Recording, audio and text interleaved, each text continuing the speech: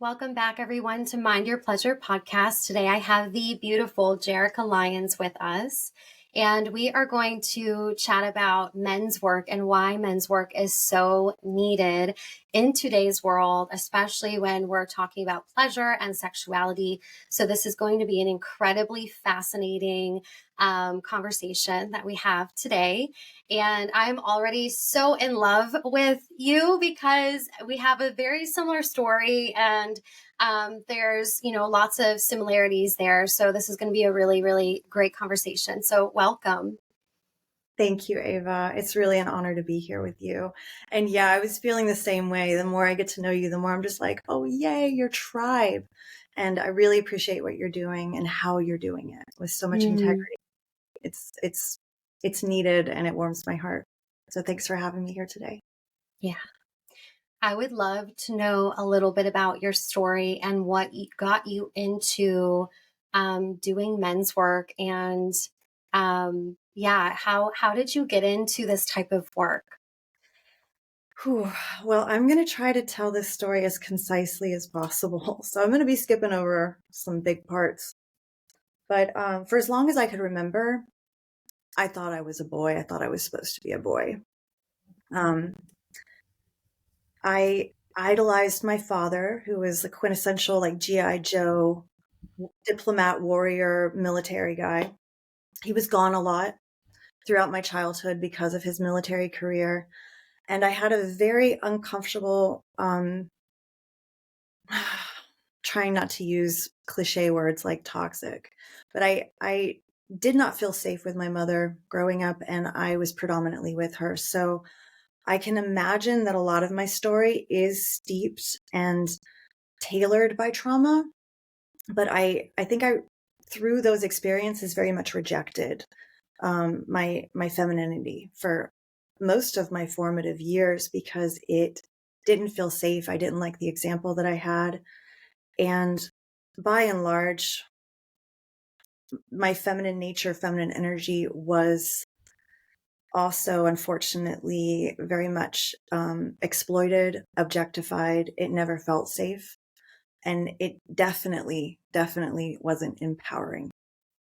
I think the main examples of feminine energy and femininity that I learned at a young age were either unsafe in a vulnerable sense or unsafe in a sexualized sense. So I leaned heavy into my masculine energy. I was a total tomboy. I fought hard. I ran fast. I played hard with the boys. I could climb higher, run faster, throw further than them.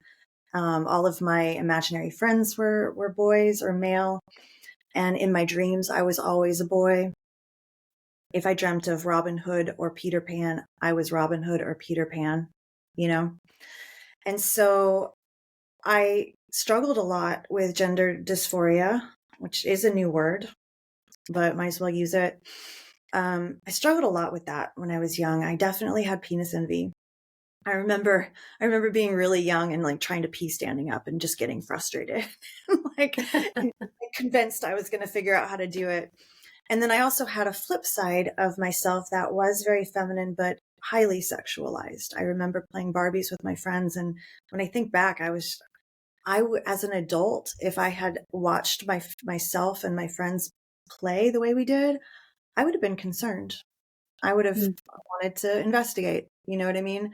So I would say that would be the origin story. And then from there, I always had a ton of guy friends and just a select few tight girlfriends. And with my guy friends, I was mostly just one of the boys. And then occasionally, you know, one of the boys that was also a lover. I struggled a lot with my sexual identity growing up. It was confusing. It wasn't a place that I had healthy examples. And my parents did not do a good job protecting me from adult content. I won't go into details, but as a parent now, I'm appalled and very disappointed in their lack of protection of me as a child. But you know what? I'm here where I am now, and it's given me a lot. So to kind of wrap this up, what ended up happening is throughout my life, I was predominantly around boys. men, and we would have deep conversations, and I would provide a female perspective. I was, since my childhood was even highly sexualized, I had a lot of information at a young age. And growing up in Europe, originally from Germany, there wasn't a lot censored over there.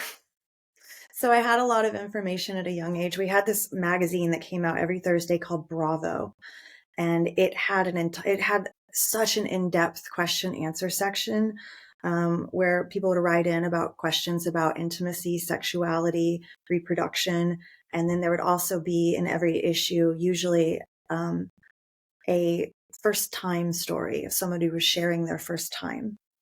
And I started reading that from like age 10, 11 on until maybe like 13, 14 when I kind of outgrew it. And it was an area where, let's just say, I had a lot of freedom and a lot of independence when I was younger to be curious and explore. And so I did a lot of reading and a lot of research. I had a lot of alone time. I had a lot of unsupervised alone time. And then moving on into teenagehood, into adulthood, I was predominantly around my guy friends, talking to them about their issues, their problem. We were very open and candid about relationships, sex questions. I had started my journey of being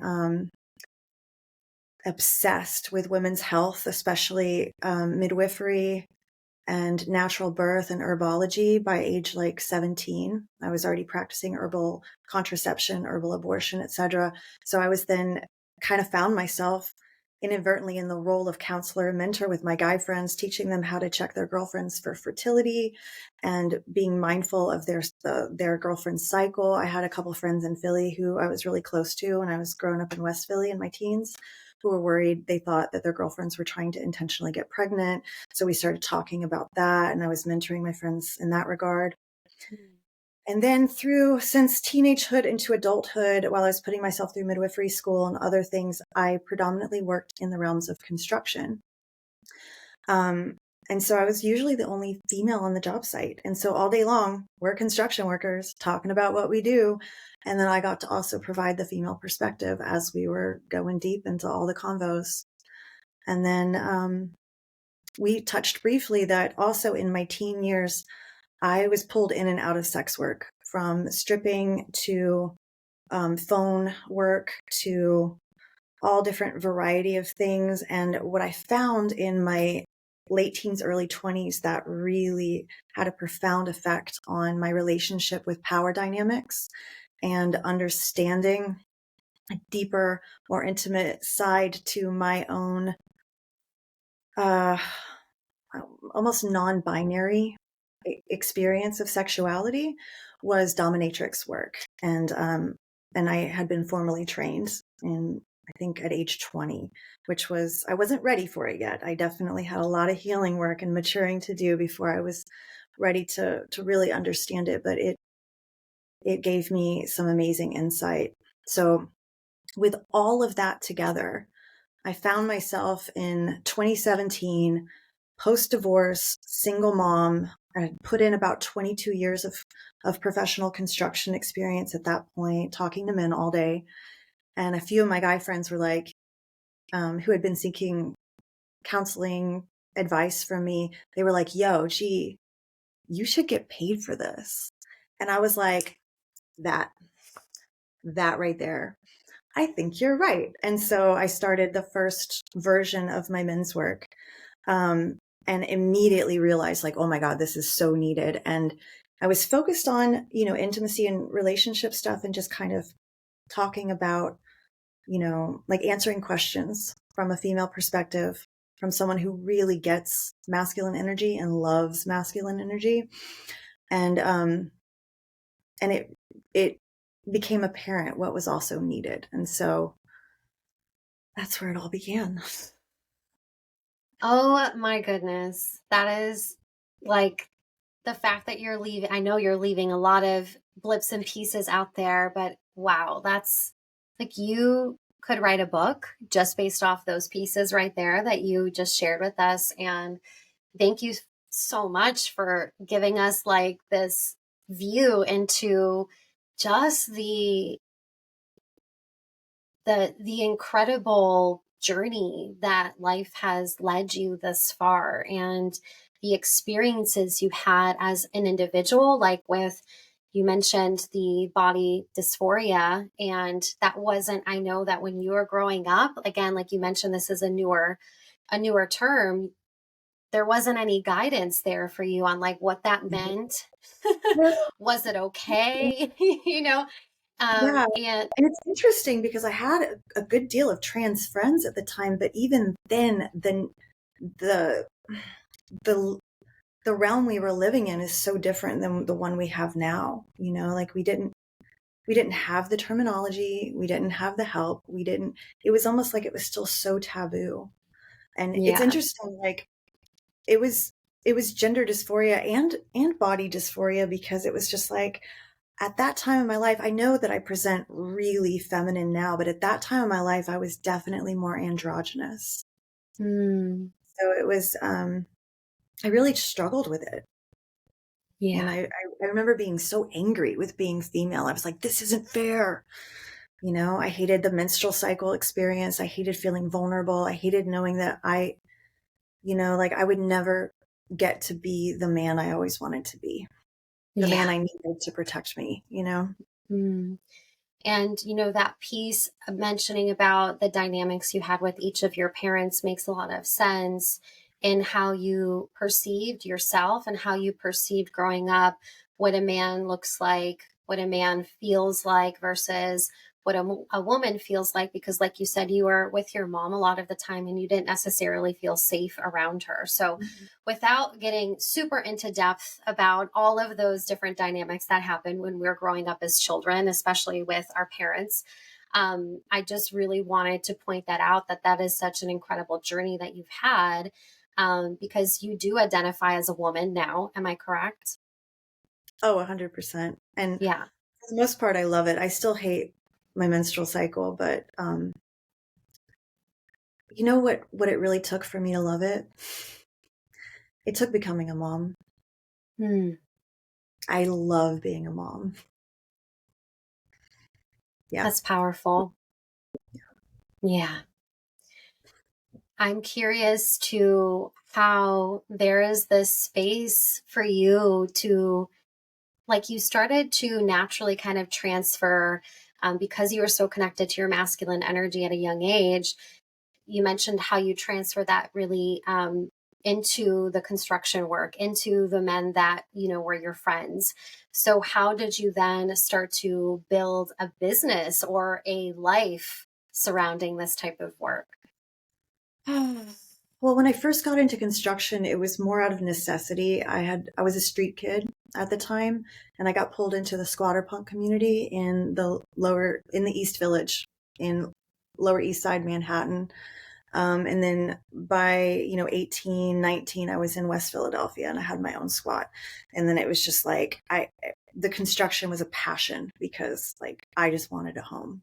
I just wanted a home so bad. And I got to be kind of like the punk rock Martha Stewart and like do all my things. And so, um, by the time I started this business, I was already in my the men's work business. I was already in my late 30s and I was tired. I'd already been diagnosed with adrenal fatigue. I had a couple kids. Um, I was a single mom, which is a reality I wish on nobody. And I knew that I could not sustain working construction and physically working anymore. And I really wanted to be of service because that's what feels the best to me. And so I kept doing construction full time and started creating this business on the side. And after a year and a half of this business, it got to the point where I could finally retire from construction. I had enough clients and word of mouth and enough results where it was time. I could just take off and start exploring and expanding. And Hmm. it's really rewarding. Hmm. I don't know. Does that answer your question? Yeah, absolutely. I would love to know what some of those results were. So, like, what are the Hmm, types of issues that men were coming to you about, and how did you help them heal or overcome those struggles they were experiencing? that's a great question.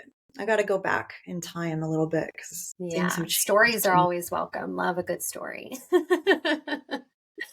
Okay, let's see. So in the beginning, a lot of it was just like attraction issues, like what do women want? How do I communicate with a woman? Like, why am I stuck in the friend zone? Those kind of things. And for me, it was fun because my ultimate desire growing up was to be this honorable, protective warrior of a man, right? I could feel it in my body what that masculine energy feels like, right? It's this deep sense of safety and containment, presence. It's so solid.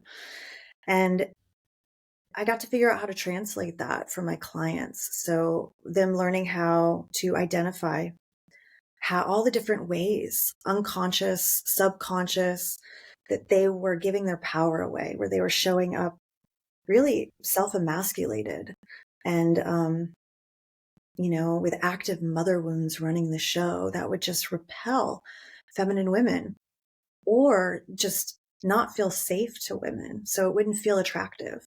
And then really identifying in my feminine energy, in my woman's body of like, what really turns us on? Like, what is it about a man that makes us just want to melt and submit and unfold and unravel and open and surrender to him? Like, what is that? And then going into that process with my clients. And at first, it's really just identifying all the different areas that they don't quite see, that they can't quite grasp. And so we don't really focus on other people at first. It's really about them and their relationship with themselves, because usually what we uncover first and foremost are layers upon layers of self-abandonment, self-rejection, self-emasculation. Yeah. Yeah. And then from there, I got a lot of questions about kink. They were like, my girlfriend wants me to dominate her and tie her up, but I don't know what that means. What do we do? And then I got to open my toolbox of kink and dominance and containment and all those fun things and start talking about that. And, that opened up a whole nother realm of discussion in regards to polarity and containment, which these are just really delicious topics to me. Mm.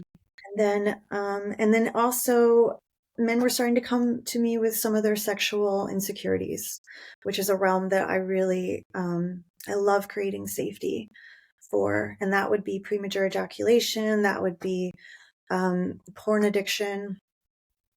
That would be erectile dysfunction. And, I have a soft spot in my heart for erectile dysfunction because I understood very early on that 95% of it is actually emotional and psychological. And it's a trauma response. The nervous system needs to feel safe in order for an erection to happen. And so that was a realm where I was like, oh, yay, now we can pull out all these old tools that I learned from my Taoist practices and experiences and share these with my clients. So it's a little bit of everything. I even had one client come to me because he was terrified. He started having, how do we put this in words? He started experiencing pedophilia tendencies with his own child, and he did not know what to do. He did not know who to go to. So that was another thing that we got to explore, and it immediately went back to his childhood wounds of what had happened to him that he had never resolved. And so I would say the heart of all the men's work I do is trauma healing. Mm. That last part gave me chills because that is not a conversation a lot of people want to fucking have. People don't even Nope. want to go there. So, that level of awareness for you to take the stance of non-judgment and take that a step further of like healing the trauma, healing the wounds, let's go back, why we're feeling the way that we're feeling. And even with the erectile dysfunction, it's the same in my practice of like, has everything to do if your heart's not open in the moment of any type of sexual activity, whether it's self-pleasure, whatever it is, you're going to develop those things later down the road. And a big piece of what I've heard you talk about is this, like you have this embodiment that I have not heard a lot of individuals being able to really express. You have this embodiment of that child who can feel this masculine energy running through them and being able to channel that on this level of understanding that a lot of women cannot.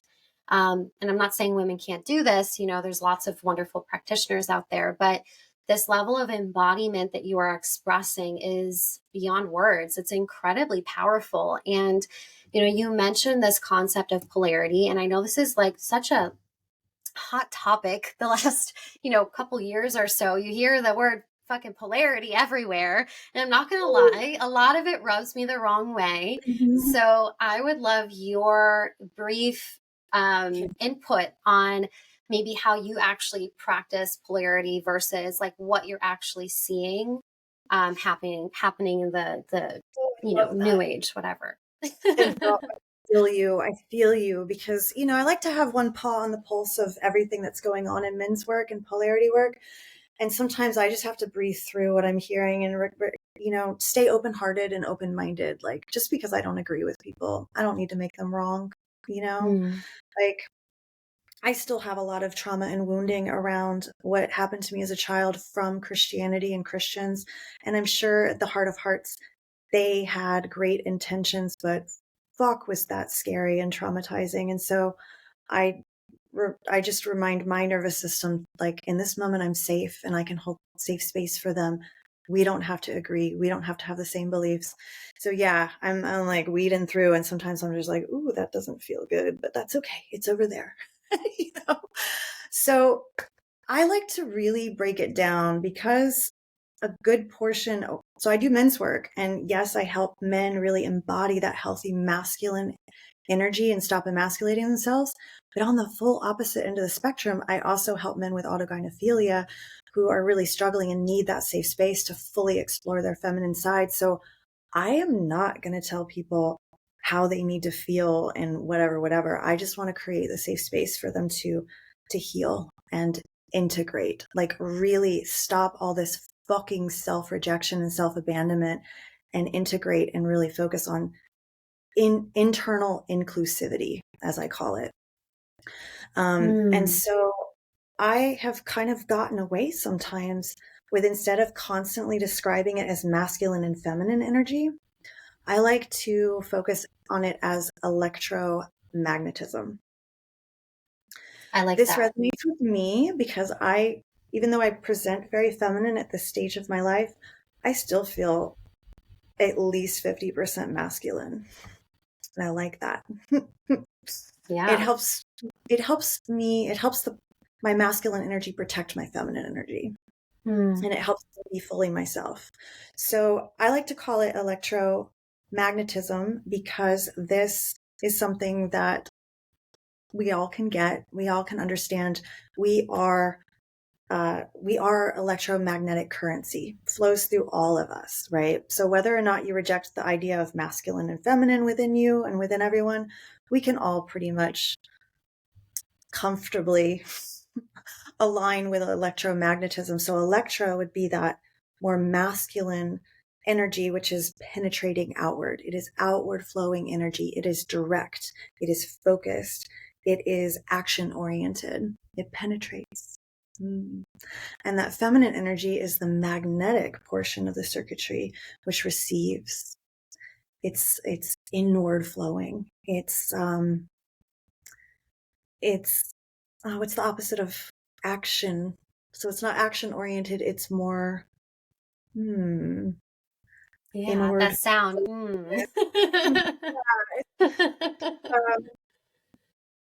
The words fails me for now, but it In the really, it is. flow, surrender, like some sort of surrender, perhaps.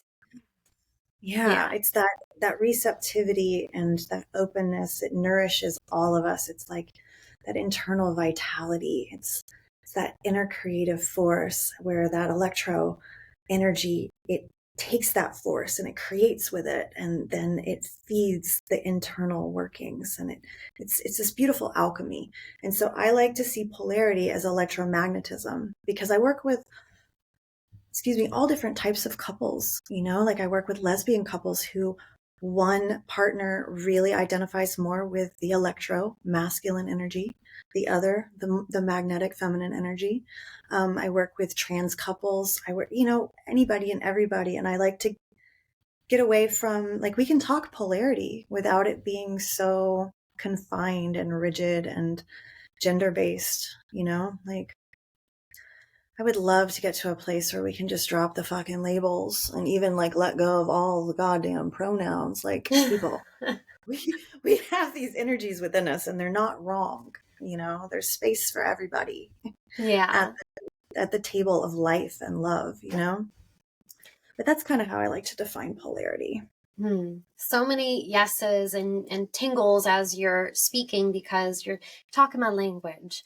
And again, this level of embodiment, right? You being able to take one thing that you've been practicing long before polarity was like a big thing, and call it, electromagnetism. That is the embodiment of masculine, feminine, and I think that when we scroll through, Facebook or Instagram or whatever, and, we see carousels that are like toxic masculine looks like this and toxic feminine looks like that. And it's just like, come on, like this is Yeah. it, it's so it feels rigid, like no matter what anyone does, it's going to be wrong or incorrect. There's one thing on that, on that carousel they need to work on. Oh, I'm not open or receptive enough, or I'm not penetrative enough in my, approach of, so there's a lot there that, I think that we should speak on more on this embodiment aspect of like, who are you on the other side of all of these different paradigms of polarity and sacred sexuality and kink? And like, these are containers. They are not necessarily who you are. They're containers for you to discover and become closer to connection. And what I call that is your Buddha nature. You can call it your God self, your infinite self, whatever you want. But, I really love this component of just not holding such a rigid framework to like what is masculine and feminine, because even as someone who practices Buddhism, Buddhist Tantra, masculine and feminine in the world of New Age polarity is the complete opposite of how it's taught in Buddhism. So, there's it's the opposite. So, like masculine in Buddhism is actually what is non-conceptual. So there's no rigidness really involved in that. It's spaciousness beyond concept, consciousness itself. And then feminine is actually what is tangible. She represents the elements and, the things in our 3D reality. So there's these unique spins on, where we can find that the practices and how they actually relate back to us as human beings, and how we want to evolve. There's not one set of standards, right? And then you did mention a little bit about internal inclusivity. I wrote down that word as you were speaking because beautiful, like that's a beautiful, I think, embodiment of what masculine and feminine can be for someone, is feeling that internal inclusivity within themselves, feeling the inclusivity, that's a wonderful word, and the equality, the equilibrium within themselves as a result of that, instead of trying to fit into some other mold, which can be a form of avoidance, as we know in the field of spirituality and all these things. A lot of times when these practices are taken out of their original context, they can be used for whatever and whenever. And a lot of times it's just that aspect of the embodiment can become lost in translation. And I think that's a big part of what has happened with the New World, when in reality, like, we're not looking at where those teachings are actually stemming from and the lineage of them, because there's a lineage to all of the spiritual practices and things, that are out there right now, and they're connected to something. So if you can't trace it back, right, we have to look at it a little bit more objectively. So I love the way that you've been able to like bring that conversation to the table. Thank you so much for saying that, because for all of that, Like really, well said. There was a lot there. I'm just like, ooh, there's a lot to unpack. But yeah, there's, unfortunately, we live in a time where people are trying to market everything, which unfortunately really dilutes a lot of the potency of some of these ancient traditions. And we have to weed through a lot of crap. And unfortunately, it also has done some harm.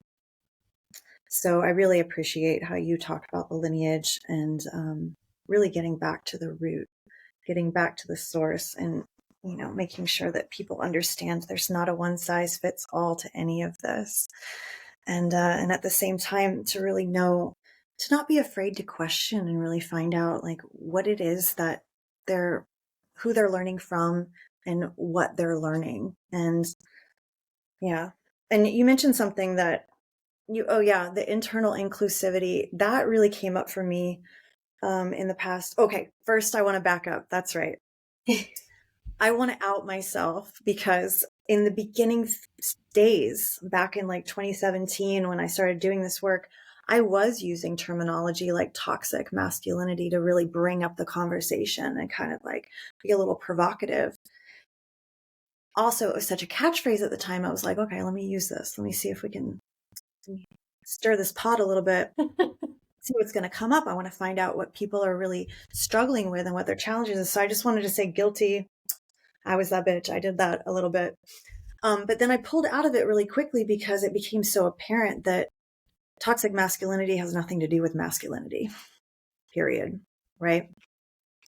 Manipulation is manipulation. Exploitation is exploitation. Like, we need to call it how it is so that it's not going to seep through the cracks and infiltrate and, expand.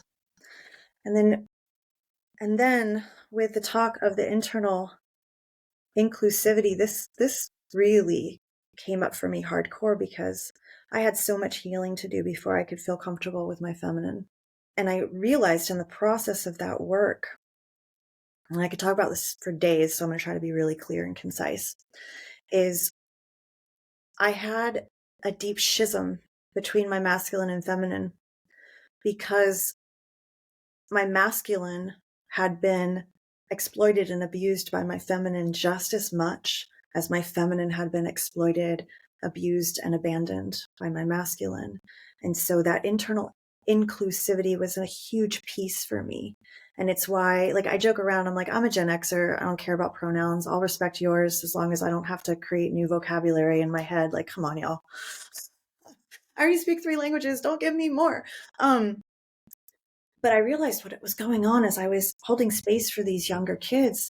And there was a part of themselves that brought up so much anger. Like if they were misgendered, it was just like this battle going on inside of them. And it felt important for me to acknowledge that that battle was happening within. So it doesn't matter where the fuck you go and who uses what pronoun and how people see you. That battle, you're taking it with you everywhere you go.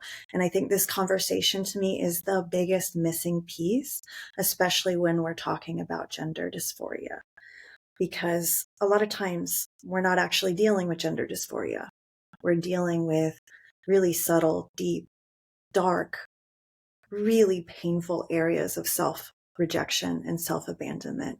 And I know from personal experience and from working with especially younger generations that this is something that we definitely have the power to heal. And it's so important to make the primary focus in these conversations and narratives around gender to be about that internal healing of inclusivity and self-love.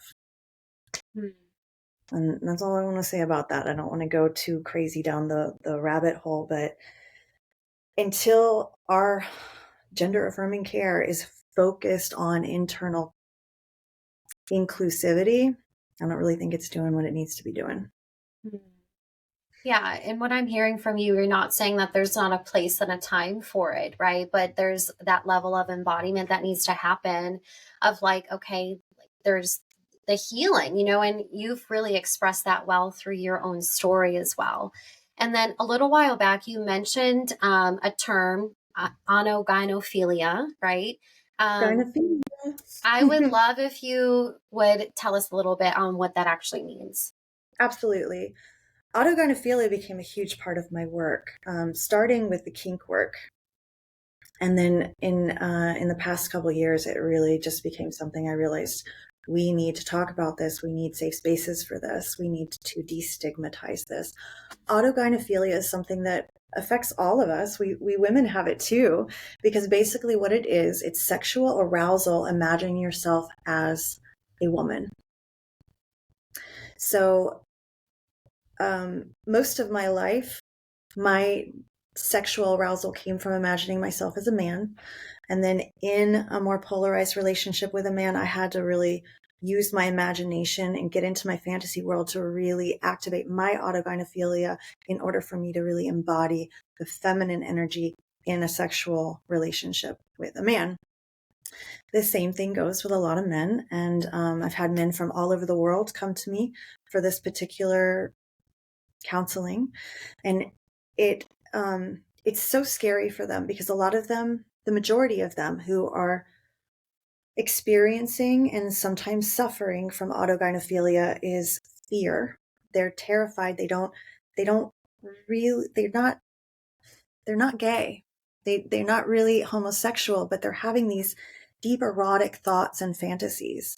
And they're terrified, usually, especially when they're married, to express this and to request this. And so I like to counsel them on how to safely get their needs met, how to navigate this in a safe container. And it's actually prevented quite a few men from taking that leap into starting their HRTs and their hormone replacement therapy with Lupron and going through transition, because once they have a safe space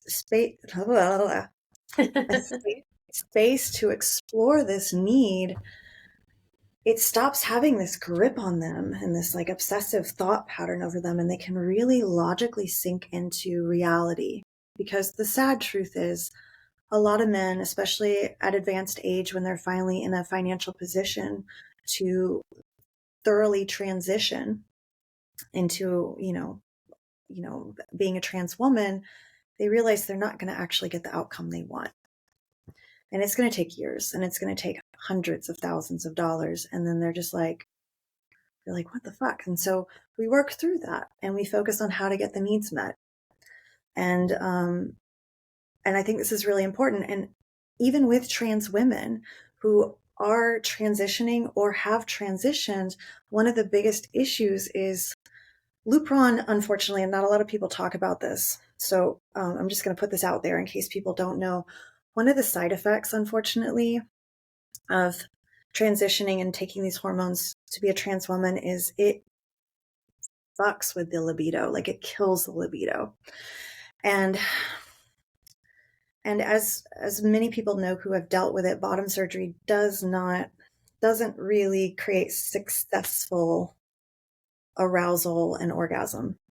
It just sadly doesn't. And so there's a lot of problems with that. And so through autogynephilia counseling and training, so to say, and really teaching men how to get these needs met, I love teaching them ways to have prostate orgasms, which is so close to a female orgasm in the sense that you can have a multitude of them. It doesn't deplete. And it's a very satisfying experience for them where they can liberate themselves from shame, for one, and two, they can get that need met without having to jump through all these ridiculous hoops that either keep them stuck in a lifelong dependency on pharmaceuticals or keep enforcing this internal and external narrative that there's something wrong with them. And to me, like, that's the biggest issue that I have with the current narrative is like, come on, people, there's nothing wrong with you. There's just, sometimes people just need help, and help often looks like safety. And the problem is if we don't feel internally safe, there's nothing we can do, nowhere we can go where we're going to actually feel safe. So whether we like it or not, it all begins within. Mm. So sorry, I kind of went off on a tangent there, but autogynephilia is it used to be considered a mental illness. I think it's a fetish, and I think it's really normal. It's this deep arousal, imagining yourself as a woman. And I love to support my clients getting that need met in a really safe and self-accepting way. Mm. Wow. See, these are like the conversations I've never heard anyone actually talk about this ever. You know? No, I don't think we talk about it enough. I'm just like, Yeah. I want to talk about it. We Yeah. need to talk about. Yeah. Thank you And for creating a space for this conversation. yeah. I really hope it helps those who need to hear it. Yeah. And I mean, this just goes to show when we're talking about men's work, right? It's not all about masculine and polarity and like doing your Taoist sexual yoga practice, right? There's a lot of nuances that are here, that are real, that are the fucking reality that people are living, and we need to wake up to that and be receptive to it. Like you're saying, there's a lot of talk about transitioning as of very recently, and it's a really big topic and everybody has an opinion about it. But until you can speak to someone who's actually worked with people or experienced this themselves, I think that there's many of us that maybe need to do, have a little bit more of just like this non-judgment of like looking at the root of it and not addressing it from this perspective. Like you're saying, nothing is wrong, even if I'm sure that you've still worked with men and gotten to the root cause, and perhaps they still went on with transitioning.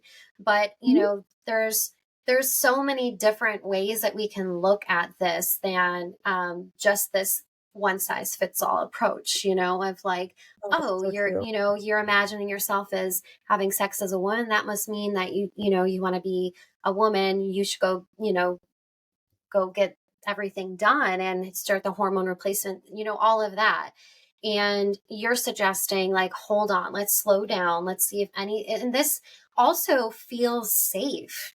This feels like a healthier, safer container to move forward in, for those men who are making those difficult decisions for themselves. And it's such a huge and incredibly difficult decision because it's life-changing. And there's a pivotal moment in that process where it's a point of no return. And unfortunately, my main complaint with the current industry, because that's really what this has become, is that they're pushing that point of no return earlier and earlier without the foundation important elements of counseling and creating that safety, creating that internal safety, identifying like where's the internal exclusivity happening and what can we do about it? Because yes, there's many men that I worked with, well, a handful that went on to transition, but they needed to. But if they don't do that work first, if they don't learn to really pull in all those different parts of themselves that were abandoned and rejected or denied or discarded, if they don't really work on healing that inner child, even if they do everything they possibly can to transition, they're still not happy. And that's when we're seeing those really high suicide rates. And that's, it's so close to home. It bothers me so much. I'm like, we really need to talk about it. And on the flip side, there's a ton of men that when given the opportunity to explore their autogynephilia, get those needs met, find the safety in it, like stop feeling shackled and confined by the taboo of it, they actually really begin embodying a more full, healthy version of their masculine selves, knowing that they also can get this deep need met without having to change a damn thing about themselves. Right? Yes. They have it all. And to me, like, that's the gift I want to give them. That's the gift that I got from my own gender dysphoria, is I get to have it all. I get to fully embody my masculine. I get to fully embody my feminine. I get to be a mom, and I'm so grateful day in and day out, and this might be a touchy subject for people, but I'm so glad that I was born when I was, because all of this that's available now wasn't even an option. So I didn't even go there in my mind that I could transition. And I'm so glad that it wasn't pushed on me, because had it been, I would have never been able to be a mom. I would have never been able to have this experience now where I get to have it all. And I get to, you know, I'm really grateful with the journey that it's taken me on. It was not easy. There were times where it was just incredibly painful. I didn't think I was going to get through it. But I really appreciate it now. I feel like there's plenty of space for all of me. And that's the essence of the work that I want to share with my clients and anybody who's interested in learning more, is we get to have it all. And there's no parts of ourselves that are wrong or unworthy of love, or, like, it's, yeah, it's a really healing experience to get to do this work with my clients. I can imagine. I mean, yes, we get to have it all. And then you being able to see that evolution in your clients. I mean, I can relate to that. Sometimes I am so wowed that I have to take a step back. I'm like, whoa, like that is insane and beautiful and all the things. And yeah, just the it's very humbling, that experience to watch people Yeah. unfold in front of you and figure it out for themselves, and to be guided in a way that they so needed, that is a gift. I love it so much. I get so high from my work. And even just talking about it, listening to you, I get all teary eyed, because I'm just like, it's like, if we can, just by being who we are, sharing what we do, help people not have to struggle and go through such painful, just the painful bits of being a human and being a, a sexual human. Yeah, it's so worth it. Like, for me, one of the reasons I'm able to look back and handle so many really, really ugly, messy parts of my life is because I can see now and I can acknowledge that all of that was necessary, so I can be here today and help who I help. Because Yeah. otherwise I wouldn't understand it. Like, I'd be clueless. I'd, God forbid, but be so quick to judge and label and Yeah. Yeah. reject. There was one piece a moment ago that you mentioned that I really loved, and you said by helping men experience their needs being met, it Yes. allows them to actually step more fully into their masculine. And that was like a key moment right there. And like, wow, because in the way that can be perceived is like, for a man to be more feminine, to be more open, receptive, da da da da da. But it doesn't necessarily mean, right? So I really love that kind of flip. It was kind of like a flip of the script here.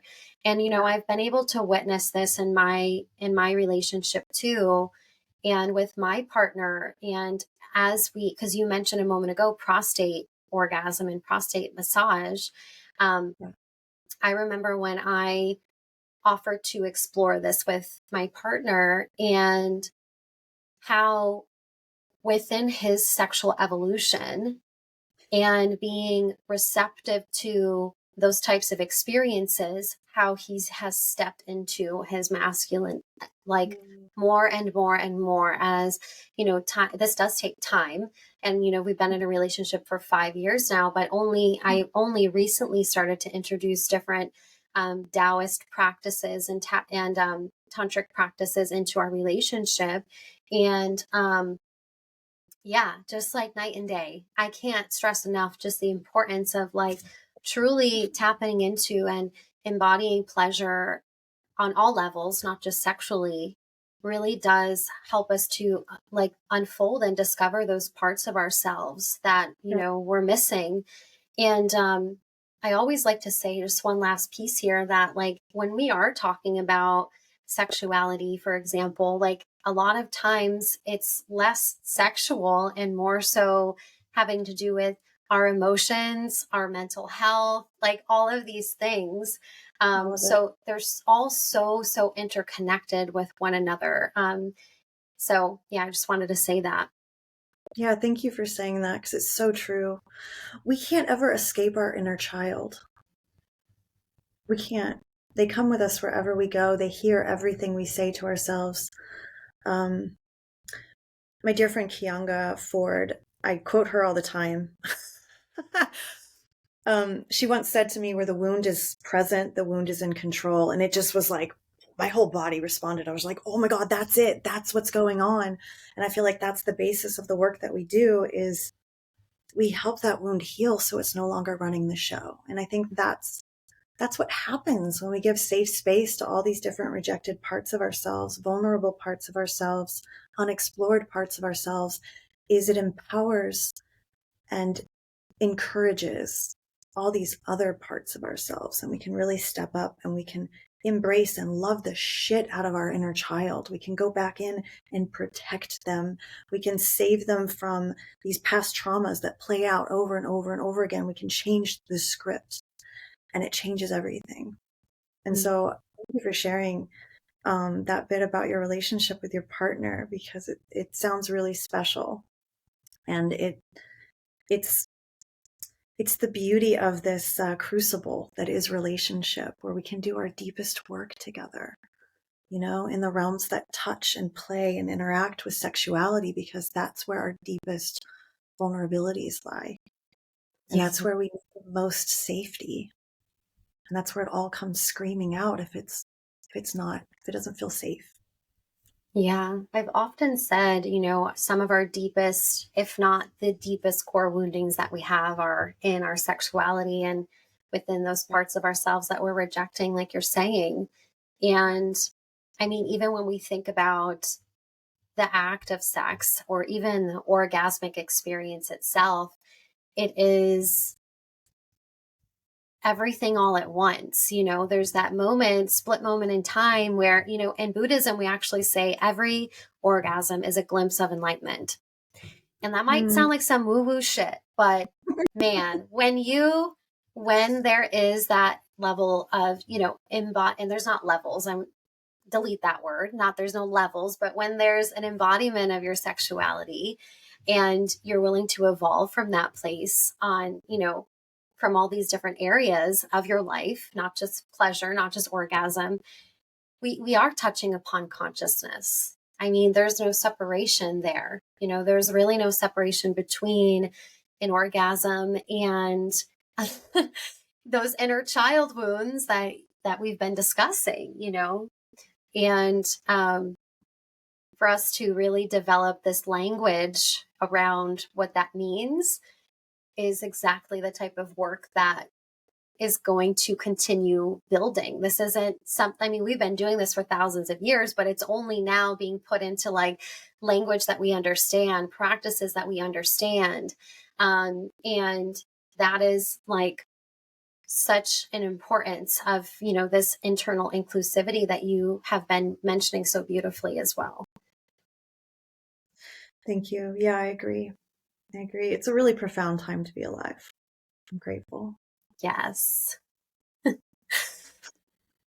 So do you have any tips or any words of wisdom? I mean, this whole conversation has been incredibly insightful, but do you have any last words that you would like to say to the men out there desiring to step more into their masculinity, into their pleasure evolution, whatever that means? Oh my goodness, where to begin? Well, I think it goes to say no matter where we are, there we are. And so I think a lot of times the natural inclination when we're uncomfortable and we have these ongoing traumas within us, wounds that are still active, kind of running the show under the surface. It's kind of the basis of shadow work, Jungian shadow work. it's easy to think that we can run away from them and that we have to do this, this, and that to like hide them or get past them or overcome them or whatever. And really, all I want to say is we don't really have to change anything. There's no parts of us that are wrong, right? We're not born in the wrong body. We're not innately wrong. We're not blah, blah, blah, blah, blah, right?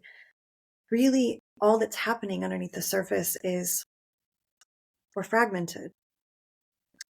And we need to find the safety within us so that we can integrate and bring it all together peacefully so that it fits. And so I just want to let everybody know who's listening that there can be so much peace and safety within you if you're willing to make space first and foremost for all these different parts of yourself. And we don't become ourselves by ourselves. We need help.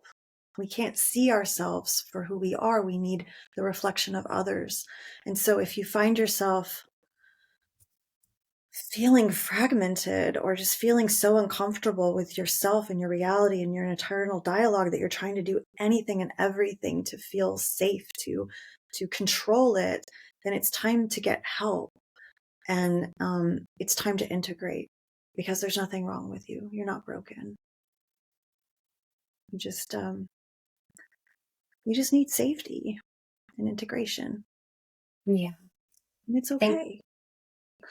We get so caught up in this belief that we have to get to a certain point in our healing to then take the next step, to then address our sexuality, to then address the unfulfillment, to then address, X, Y, Z. And that is not the objective of your pleasure consciousness. It's not the objective of the way that you're meant to live. And that's what I'm really hearing from you is like, choose yourself now.